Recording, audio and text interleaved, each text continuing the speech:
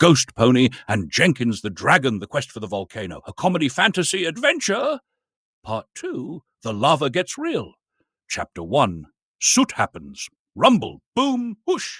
The ground trembled beneath GhostPony's hooves as a giant burst of lava erupted from the mouth of the volcano, launching molten rock into the sky like nature's version of a fireworks show. Except instead of colourful sparkles, it was raining fiery doom. Jenkins, the small dragon with a book bag strapped tightly to his back, yelped as he dove behind a rock. GhostPony and Alicorn, with a saddlebag full of supplies and probably some snacks, leaped for cover as well. Splat! Sizzle! When the smoke cleared, both adventurers were covered in a thick layer of black soot. GhostPony blinked through the grime, looking at Jenkins, whose scales were barely visible under the charred mess. Well, that escalated quickly. Jenkins wiped soot off his snout and exhaled a small puff of smoke. Correction! This is dangerous. Correction! This is awesome! Jenkins groaned, shaking off the soot like a wet dog.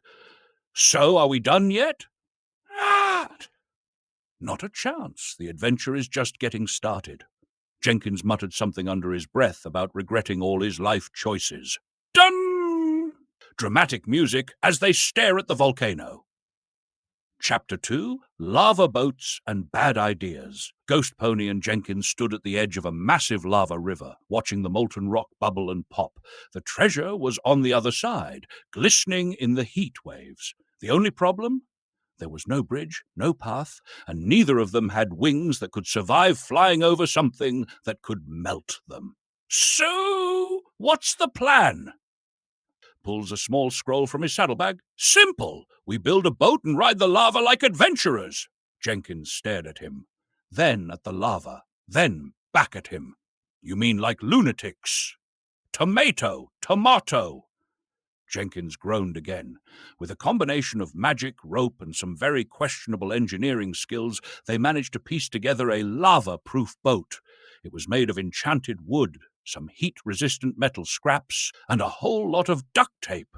Jenkins even had a pair of paddle boards for extra speed. They pushed the boat into the lava. It didn't sink immediately, which GhostPony took as a good sign. Lava bubbling, poking the boat with a, "This is probably the worst idea you've ever had." Hopping into the boat, "Then it's about time we tested my limits." Jenkins sighed, climbed in, and clutched his paddle like it was his last hope. Chapter 3, Paddling Through Peril. As the boat floated down the lava river, the heat made the air wavy and distorted. GhostPony paddled excitedly while Jenkins paddled frantically, mostly to avoid the occasional splash of molten whoosh, sizzle, pop. This is not how boats are supposed to work. Sure it is. This is extreme boating. Jenkins shot him a look. This is extreme stupidity. Just then, a huge lava geyser shot up beside them, sending a wave of fiery liquid sloshing dangerously close to the boat. Ghost! Okay, maybe a little dangerous. A little?